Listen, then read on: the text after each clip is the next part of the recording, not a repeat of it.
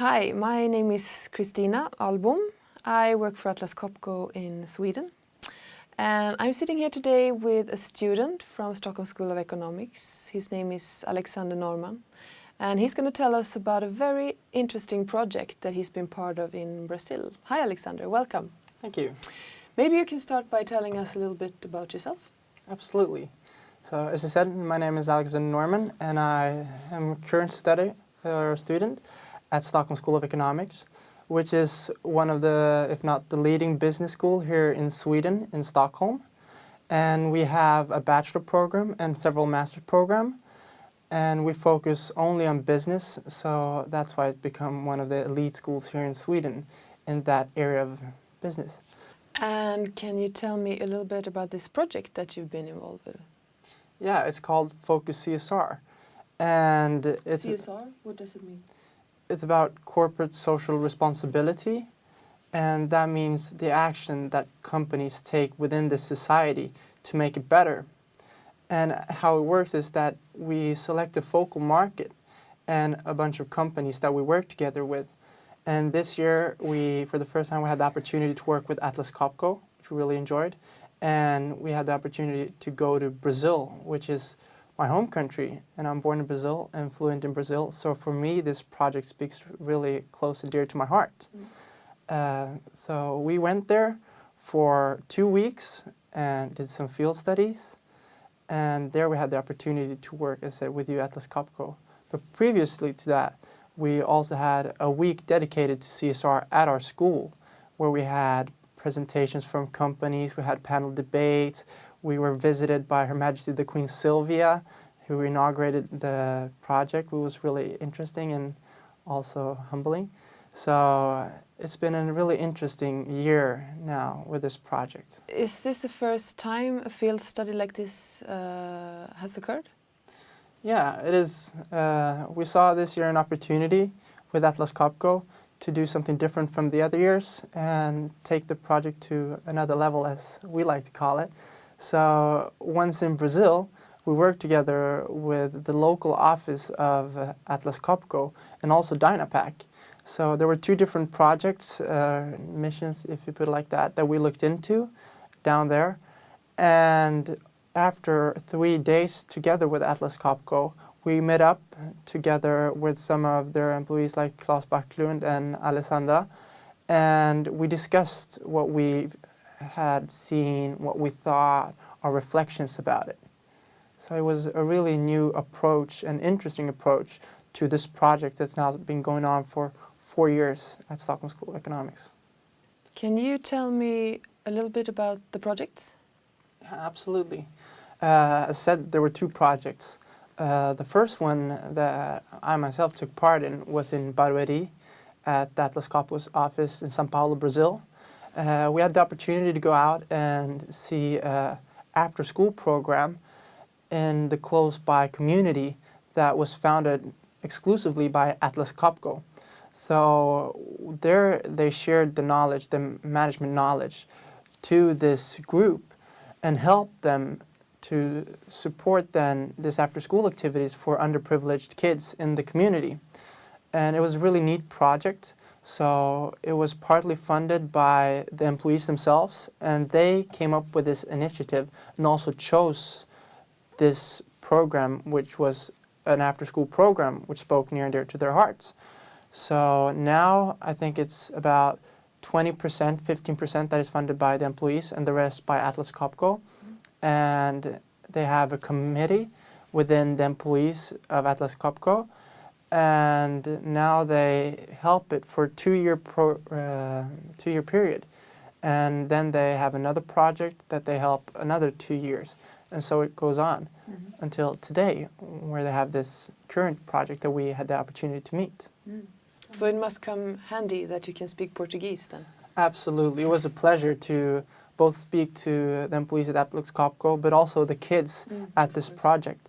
That was really interesting, and we took away some really interesting learnings from it, because here in Sweden, we would think that such an approach to CSR, which locally founded after-school program, that would be more towards philanthropy, which would be given money to fund a project or something that is not really connected to your core business. But for us, that was an awakening to see that that could actually be part of CSR, because it filled a very important function within the Brazilian community, because there were lacks within the infrastructure, as education is, from governmental side. And then to see that a local business as Atlas Copco could fill that void was really impressive and learningful. So that was one project, and then you had another project at Dynapack. Can you tell me a little bit about that too? Yeah, we also went to Dynapack in Sorocaba and to one of their suppliers. So we had to look into more about their lean processes and supplier management and see how they work with that. And what we came to see, which was really interesting, was how closely they work together with their suppliers. Instead of really only looking into the price cutting and see how they can be more efficient that way, they turned it and saw how can we work most efficiently with our suppliers and thereby get advantages. And we saw some examples of that. For example, the way they delivered products to Sorocaba and to Dynapack. They had personally made iron structures to hold the products while shipping it to Sorocaba. And they were reused over and over again, but since they were personalized, they were also safer for product, and you could also ship more because they took less space. So that was a win-win situation for both Dynapack, but also for the supplier. And with those solutions, it helps both companies, and it was interesting to see that they put those thoughts and those processes into actions. So what did your team think? Did you come up with a lot of suggestions or reflections around this that you could provide to Atlas Copco?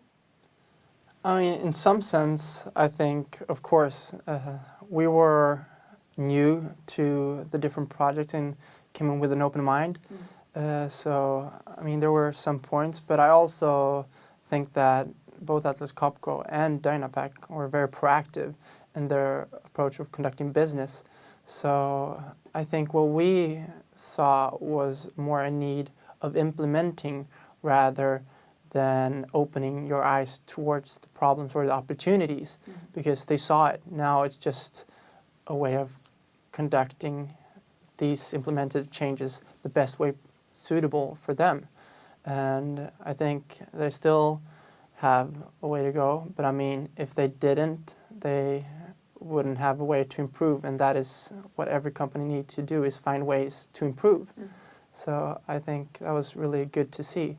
But also from the project in Barueri, we had some discussions about how philanthropy can be part of CSR, as I said, but also how maybe they could connect these social projects more towards their core business, like, for example, the Water for All, which they were thinking about implementing, and if that would be a more suitable solution for Atlas Copco's involvement in society. I also heard that while you were in Brazil, you had the opportunity to visit the United Nations conference Rio+20. Yeah, that was a really interesting part of our trip as well.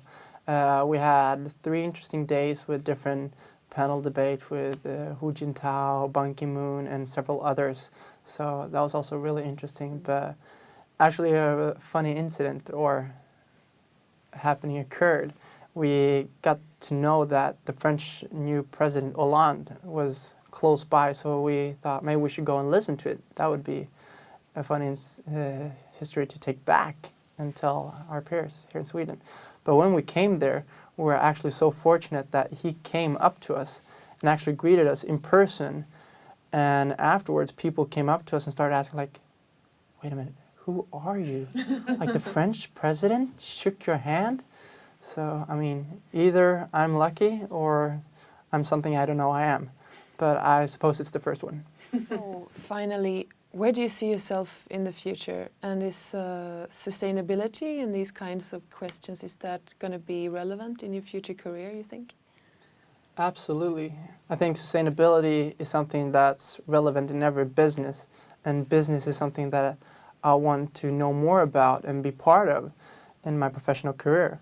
As I said, I study at a business and economics school, so that is my interest, and hopefully 1 year or in the future I can see myself work with these question under management position with finance or with corporate finance questions.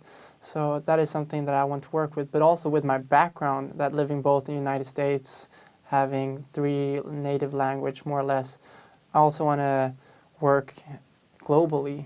I don't want to say that the world is my playground, but that's how at least I envision it when I see my future career.